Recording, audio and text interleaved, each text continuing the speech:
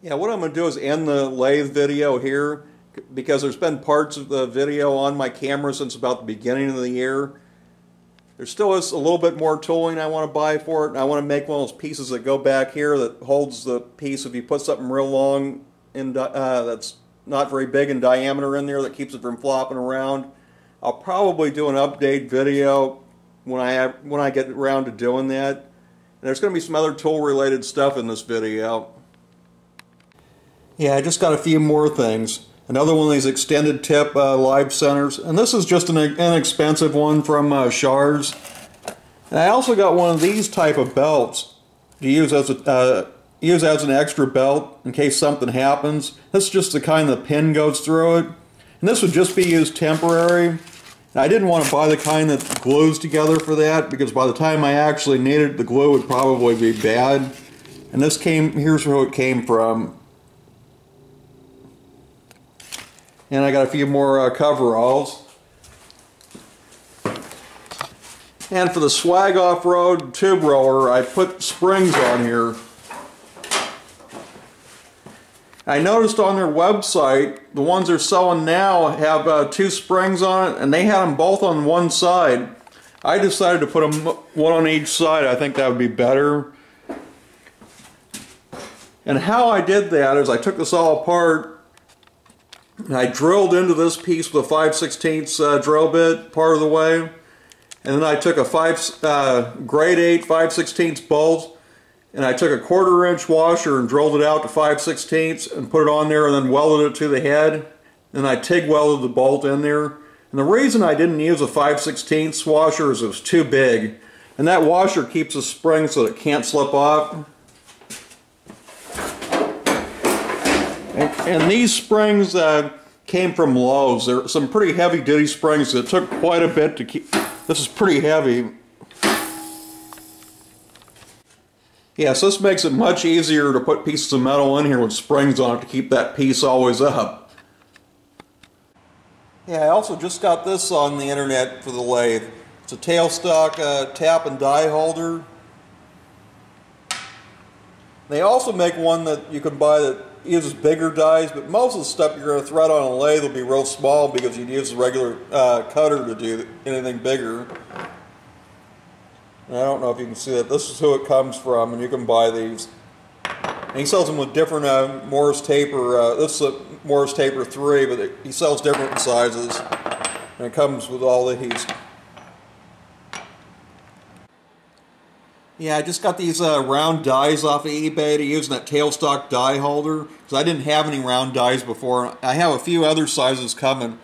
Some of these, there's a whole bunch of the same ones, like 440, 436, that must be an odd size, and 540 must be an odd size.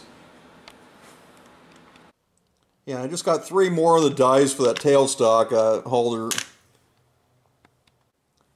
Yeah, I just got a few more things for the lathe. 2 more dies. I got this tool holder. It uses CNMG 432 inserts. And I got 2 packages of inserts. I got more stuff coming that just hasn't got here yet. Yeah, I just got a few more things for the lathe. And this is the right hand turning tool, and it uses a CNMG 432 inserts. And the boring bar uses the same ones. And these are just Shars. Yeah, I can't see the expensive ones being much different since all it does is holds that little insert. And I'm filming this stuff as I get it, just so I don't have to leave it out and I can put the stuff away. And there's going to be more stuff coming.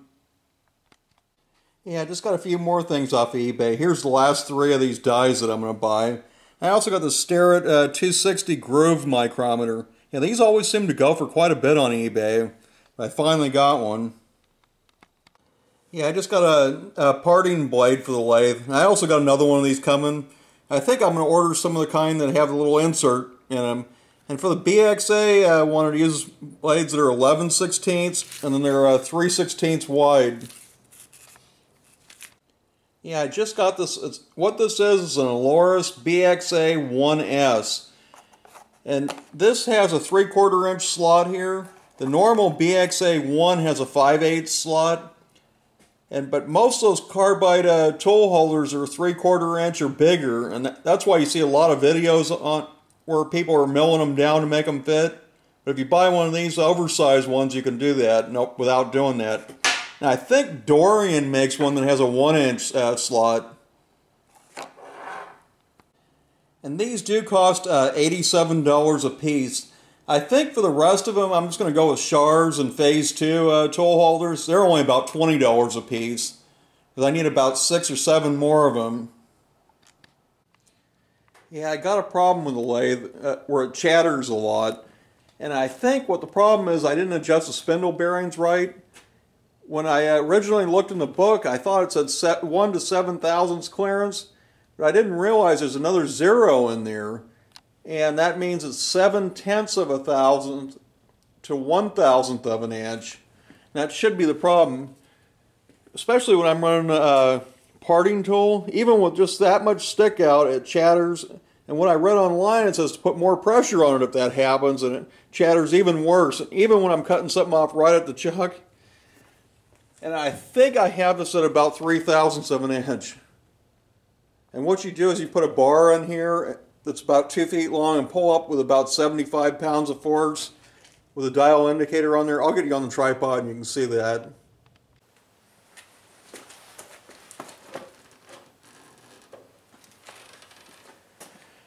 Yeah, as you can see, that's almost 3/1000ths. So I got to get at least 2/1000ths out of that. And what you have to do is take the bearing caps up, and there's some shims that go under there, and you take them out, and you keep doing this until you get it right. Yeah, I removed these 2 shims. They're about 1.5 thousandths thick. It's still not enough. It's got some other shims in there that are about 17 thousandths thick. They need to be about 15 thousandths to make it work right. So I'm going to have to go buy some material and make my own. So what I'm going to do now is try to make these shims that go in there. And I went and bought a bunch of the stuff from McMaster-Carr to make it out of. And I bought these hole punches from Harbor Freight. They were only like $8.99. I'll see if I can make the hole in it. But it's got 2 shims in there that are 17 thousandths thick. I think what I need to do is put 2 in there that are 15 thousandths thick, and it should come out exactly right. Yeah, I got these shims cut out. There's 2 10,000ths ones, 2 2,000ths ones, and then 1.5 thousandths under one side. I'm going to try it there and see what it's like. And then I still have to do the other end of the spindle also. It takes quite a while to cut these out. Yeah, I just got this off of eBay. It's one of those vacuum radiator fillers. It wasn't very expensive, but it comes with a lot of adapters. Even comes with a thing to pressurize it. And this instructions tells you each one of these adapters what they actually fit. Yeah, and I also got these 1-inch drive sockets, impact sockets from Harbor Freight. And with the 20% off coupon, I think it was like $62. And they also make this set in metric. But when you get up to these great big sizes, it doesn't really matter. You can use the SAE ones, and it will work. Just find whatever fits closest. And I got this little tiny 1/4 inch air ratchet, because I didn't have a 1/4 inch one like that. And it's real small.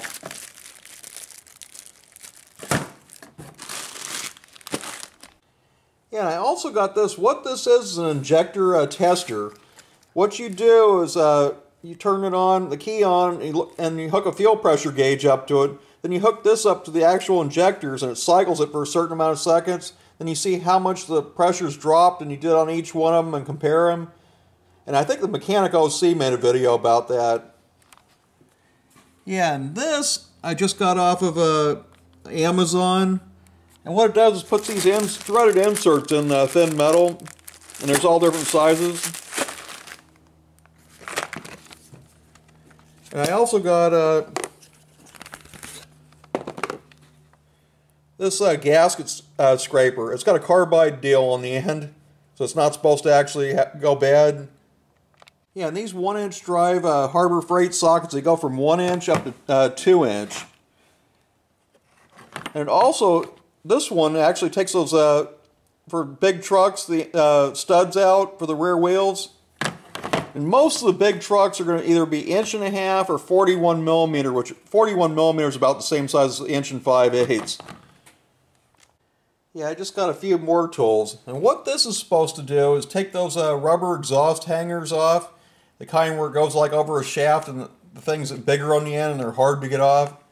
I don't have anything here to show you how it works. And this tool, what this is supposed to do is make it easier to get serpentine belts on to reach the bottom pulley. I also just got Grandpa Griffin's flag case. Yeah, I just got a few more tools. And what this is Strong Hand Tools Grasshopper. And it's just a copy of Jody from Welding Tips and Tricks third hand tool. This is one that I made. And I got this tool, and what this does is pulls relays out. I'm sure most of you find out it's real hard to pull them out. And these are hose pinching tools, but what they're good for is holding timing belts onto the sprocket. And this tool, it's from Napa, but it's actually made by K&D Tools. It's just a pickle fork, where you can also put it on an impact or air chisel.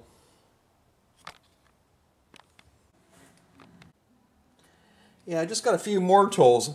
And what this does is removes the inner tie rods in cars with racket pinion steering. Usually I'm able to do it without this, but it just makes it easier. And this is a set that actually pulls tie rods off and like pitman arms and stuff, and it's got different sizes. And I just got this. And this is not a weed eater line. What this actually is for a 3D printer. But I won't get the printer for about 2 more months. I guess it takes about 2.5 months to get it. Yeah, I think I forgot to film this part. What happened was, when I was removing the bearing cap, I don't know how this happened, but it ripped this expander out of the bearing. And I had taken the Allen screws out first, so I don't know how that actually happened.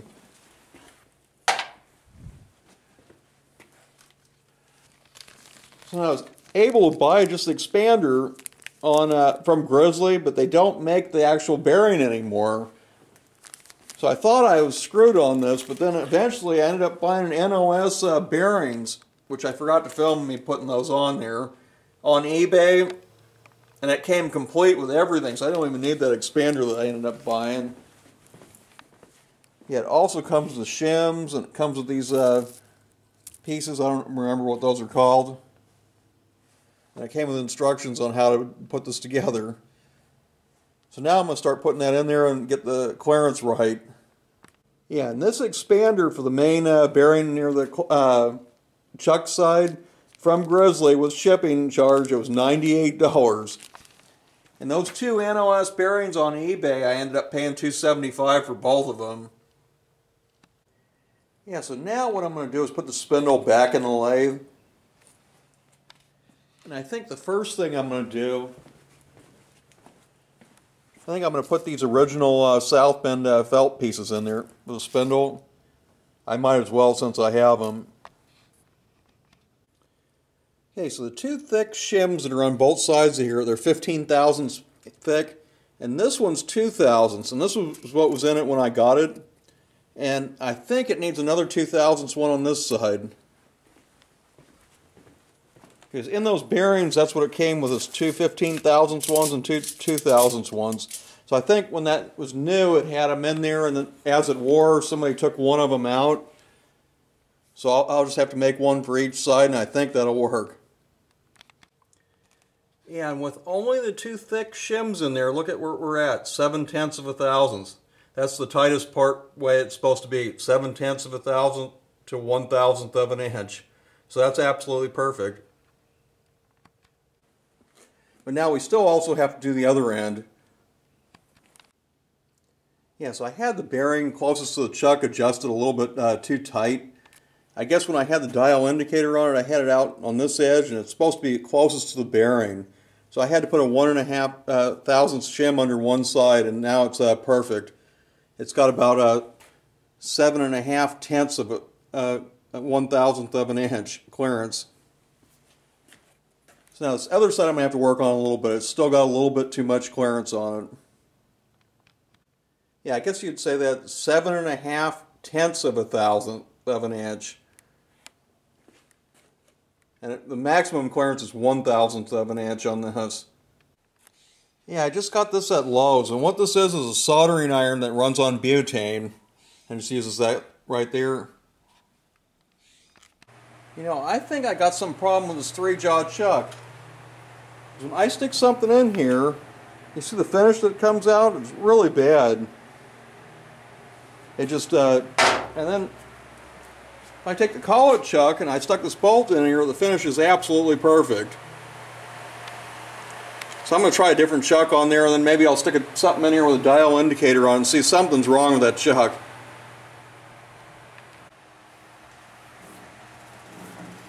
Yeah, so this is perfectly true when it's in this chuck. So I'm going to stick this in the 3-jaw chuck and do the same thing and see if something's off. When I put the dial indicator on it with this chuck, it appears to be true, but look at it, I just took a pass with everything exactly the same, and it did a really crappy finish on here. But with the collet chuck, it came out absolutely perfect. So I'm going to try it. I got a smaller 3-jaw chuck. I'm going to try that and see what happens. Yeah, and here's how I did it with a smaller 3-jaw chuck. Came out absolutely perfect. And the chip that's coming off is coming off in one big piece. With that other 3-jaw chuck, it didn't do that. And I bought this chuck brand new. It's a Bison Chuck. Maybe one of the jaws was put in it wrong or something. Yeah, I'm going to have to take it apart and look at it. Yeah, I just bought 2 of these at Lowe's. And what these are supposed to do is last a lot longer than the real thin grinding wheels when you're cutting stuff. 65 Ford made a video on them. And they sell for just under $15 a piece. The thin, regular abrasive grinding wheels, when you're cutting through thin metal, they go real fast. And I think these are not supposed to do that.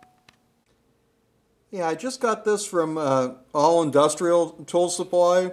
And this is a BXA tool holder with a 3/4 inch slot. And this is a cheap quality one. And it only cost $16.95.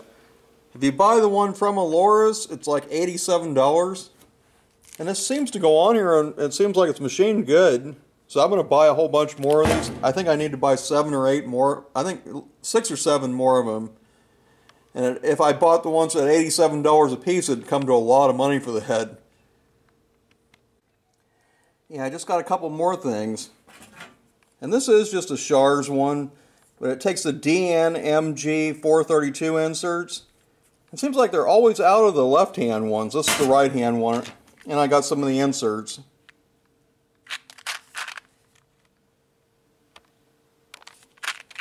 Yeah, I'm going to try these out. You can get closer into the corner with the head. Yeah, I just got this at Harbor Freight, and what this does is it makes it so the Porta Power, you can do more things with it. And it looks like the part number is 94681. And if you have the 10-ton Porta Power, you'd have to make adapters to make this one ram work. Because everything that comes with it is this size. Yeah, I just got this engine stand. And this is another one that's got a gearbox on it. And it was damaged a little bit in shipping. I fixed that handle. And I also took and I put grease fittings on it, on here and over here. Yeah, I took this apart and drilled it and tapped it and did that. And there was no grease at all on the bearings. It had about a half a teaspoon of grease on the gears, and that was it. But hopefully this one works out better. This is the second one I got. The first one was damaged in shipping too, and they sent it back without me even seeing it. And this came from Northern Tool. And if you type in Omega geared engine stand, you'll find it. And that's the part number. The best price I could find was at Northern Tool though. Yeah, and here's another geared engine stand. This one I got from Summit Racing, and this one is sold under a bunch of different brand names, and it's junk. I put like 3 gearboxes on that already, and like maybe 5 or 6 engines that I put on here. If there's any weight on the engine at all, it just feels like the gears are grinding and it tears them right up. Yeah, so it's worth spending about $150 more and getting that one from Northern Tool instead. Yeah, I'm making something on the lathe, and what this is going to be is a thing that will hold the dial indicator when the swing arm is on it to the magnetic base. And I'll show you when it's done. Look at these chips that are coming off here. Yeah, and here it is. It actually turned out pretty well.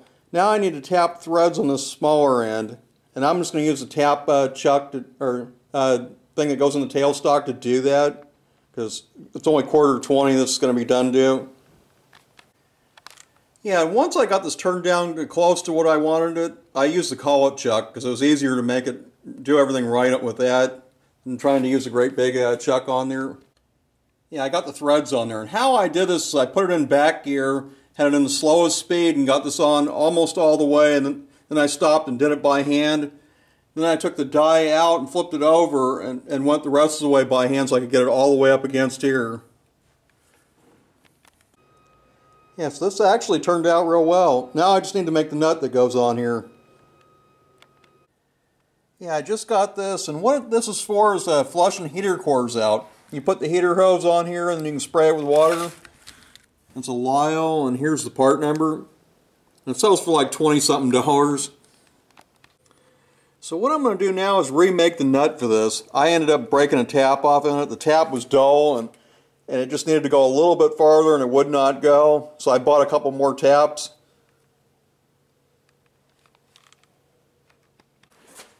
Yeah, I got it done. It was very hard to tap this. I think that bolt's real hard. Might be like a grade 8 or something. And I'll show you how this works. So this is how this works. When you have the swing arm on here, you can't mount the thing in the magnetic base. So what I think I'm also going to do is make one of these that's longer, because you can only put this in one way. It won't clear the nut if you put it around the other way.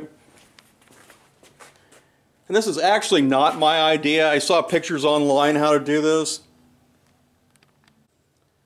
Yeah, and here's the one that I extended up. But it's very critical that you get this dimension exactly at 3/8. I did the first two of them. I got them like 5 thousandths under that. It won't clamp down on it. It has to be. It can't be too small at all. How I did it is I got this one. I got it 2 thousandths too big, and then I used emery cloth on it until I got it exactly right. And even this first one I made, I think it's 1 thousandth smaller than it should be, but it still works at that. But 5 thousandths it won't work. Now I just need to make one more of these nuts. Yeah, I got them both done. Another good thing is with the collet chuck, you can grab onto where it's knurled at and it won't damage that. Then you can put it in there backwards and tap it. Yeah, that second one I made, the nut part was much easier to tap the thing. I accidentally used a grade 8 bolt on that part, and that's why it was so hard to do that, and I broke the tap the first time I tried it. Yeah, I just got this 3/8 drive Harbor Freight impact. Here's what it looks like. And that's going to replace this Craftsman one. This Craftsman one I have is absolute junk. And I also found on eBay this brand new compound. It's been sitting around for many years, that's why it looks like this, but it's not damaged at all. The one that's on the lathe, I had all this welded up. And I got this really cheap, but if I would have known that, I wouldn't have had that other one done. And I got the swivel. The only problem with the swivel is it hasn't even had the holes drilled in it yet. So I'll have to have that done, and then I think I'll put this on it. It's in better shape than the one that's on it. And I think I paid $120 for the compound and like $90 for the swivel, which was cheap. Because you can't get these anywhere anymore. And every one of them I see is damaged. Yeah, I just made this. It's kind of hot right now because I just finished making it. But what this does, I saw John Mills do this. When he's indicating something square with a round hole in it, he had something like this that he had made. He sticks it up against the tailstock, either a live center or dead center. And then he puts the indicator out here, and you can indicate something with a hole in it like that. Yeah, and to do the taper, I had to watch one of Mr. Pete's videos. I couldn't figure out how to do that at first. But it turned out good. Yeah, I just went to a steel supply place and bought this metal. The square piece is for something I'm going to make. Yeah, and if you have a South Bend lathe, this is something I made in a previous video. It's just a 1/4" Allen socket that I made a T-handle for. And it makes it where it's real easy to adjust this compound in the different angles. Yeah, and when I made these and I accidentally made the nut out of a grade 8 bolt, yeah, if it wasn't for this anchor lube, I would have never got that tap to go through there. Yeah, and here it is finished. I tapped it 1/4 and then put a bolt in the end to hold the bearing on. And this just goes in here. And then when you put something that's not very long in the chuck and it's wobbling around because it's not in there straight, you run the bearing up against it to make it straight. I'm sure most of you know what this is. Yeah, I just got this on eBay. And what this does, on some cars, when you replace the battery, you don't want anything to lose power. You plug this into the DLC and then you plug the other end in one of those jump start boxes. Yeah, and there's all the information. Yeah, I had somebody that has a milling machine make that hole in there like that. So now I'm ready to paint these pieces and put them on. Yeah, and I just got this tool holder. It's a CNMG 432 left-hand one. And when the carbide insert's on the right-hand side, it's a left-hand, or see, I think it's when it's facing you. If it's on the left-hand side, then it's a left-hand one, and if it's on the other side, the one you use the most is the right-hand one, where the insert's on the opposite side. But sometimes you'll need this. I also have a few more coming, the DNMG 432 left-hand one coming. Yeah, I just got this funnel, and what this is for is filling up radiators. And here's the part number. It's made by Lyle. And it's got this thing in the inside that, so when you accidentally dump too much in here and it's full, you can shut it off. And it's got all these different adapters for different radiators. Yeah, and I just got 2 more of these tool holders from All Industrial Supply that have a 3/4 inch slot in it. And I take and grind this piece off of these screws. If you don't do that and you put a 3/4 inch tool in here, it's not going to be threaded into this much. Yeah, and these, with the shipping charge, it's like $23, which really beats the Aloris ones at $87 a piece. Yeah, I just got these clutch head screwdrivers. You hardly ever see these on any of these screws on anything anymore, except like Holley carburetors on the secondary, the non-double pumper ones on the secondaries under the float bowl. There's a bunch of those screws, and what they look like is a bow tie. I don't know if you can see that or not. Yeah, I just got a few more things. I got this tool holder that takes the round inserts, so the RCMT 1204 inserts for doing an inside radius. And I got one more of these tool holders. And these import tool holders seem to work just as good as the American-made ones at just a fraction of the price. I'm probably going to buy like 3 more of these and maybe one of the BXA2, more of the BXA2 tool holders. And I also just got, I saw Alvarez Metalworks got one of these, so I went to Harbor Freight and bought this. It's a gear puller, but it actually has a jack on the end. This is a 12-ton one. And it sells for $99, but with a 20% off coupon, you get it for $80. So that's not bad. Yeah, so what I'm doing is making some adapters so I can use a smaller Harbor Freight Porta-Power ram. And this side fits real well. I don't know if I can, let's see if we can do that on camera here.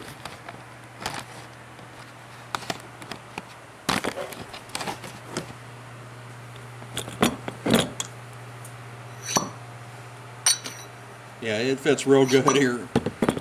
The other side I actually made it about 5 thousandths too small, but it really doesn't matter for what this does.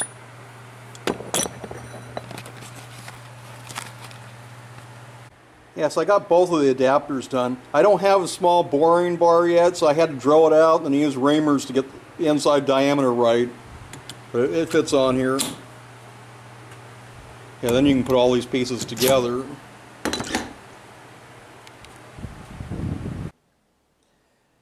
Yeah, I just got some of these 16ER AG60 inserts from China. It came today. I think some more of them come tomorrow.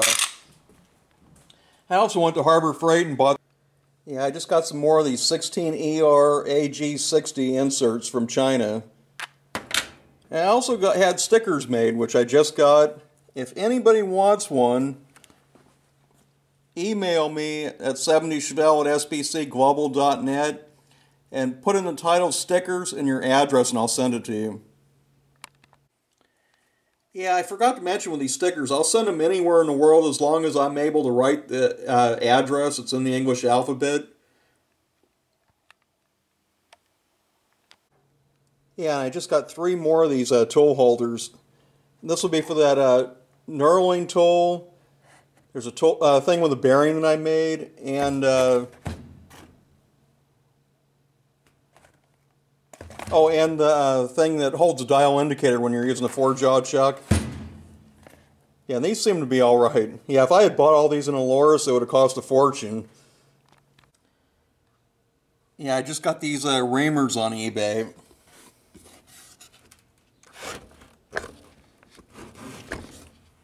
Let's see if I can open this here. Yeah, and they go from 1/16 of an inch up to 1/2 inch.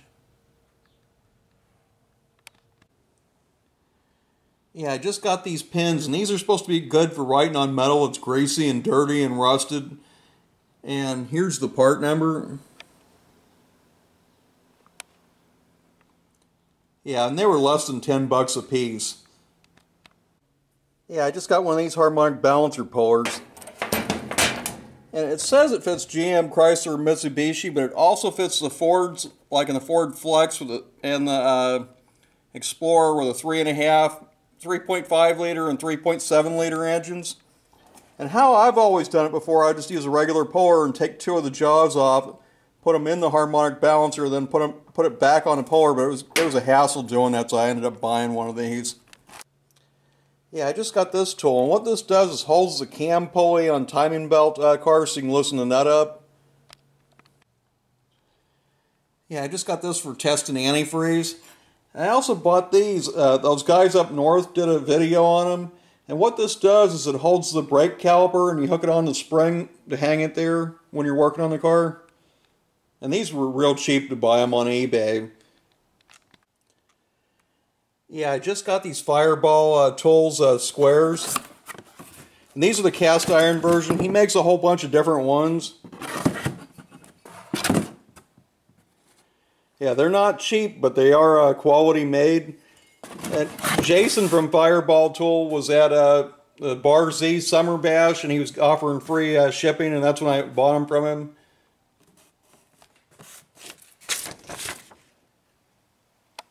Yeah, and here's some of the prices on the different ones.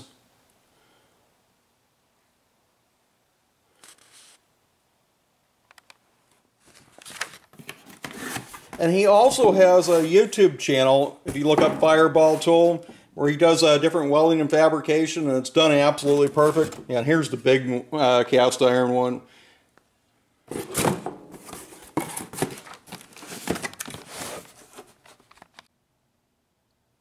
Yeah, and here's the regular type of square. Yeah, and here's this adjustable one. Yeah, it's very nicely made. Yeah, and this one I actually won there. It's an aluminum one. Yeah, and with these holes here, you can clamp stuff real easy, and that's what they're for. Yeah, I just got this tool, and what this tool does is for like turbochargers and superchargers on the intercooler pipes. It makes that bead on the metal pipe, so that when the hose clamps on there, it can't blow the hose off. Yeah, I don't have any thin pipe to try this out on. And this tool only cost $55 to buy. The actual model where the pipe goes in there and actually turns when you crank it, those cost like $500. And here's all the information.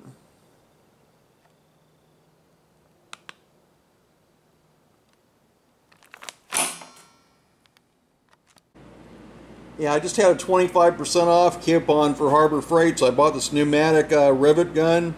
And it does from like 1/8 inch to 1/4 inch rivets. And I bought some different pop rivets too. Yeah, so here's what it actually comes with. And the 3 other pieces are in the bottom for doing smaller pop rivets. Looks like it comes with a big one in it.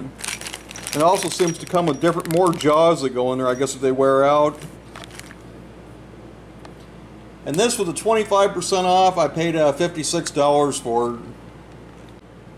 Yeah, so it looks like this piece of the rivet, when it takes it off, it ends up in here, and then you can empty it. So here's a piece of metal with a 1/4 inch hole, and I'm just going to try this out on it.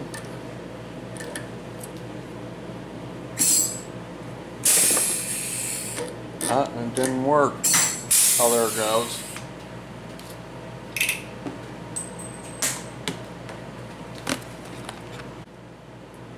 Yeah, I had to pull the trigger twice, but it did work. Yeah, I made 2 different ones of these a while back so I could mount the dial indicator with the swing arm in the Noga. But I also just now made the spacer. I was thinking, yeah, I can use this and mount the camera on the Noga base too.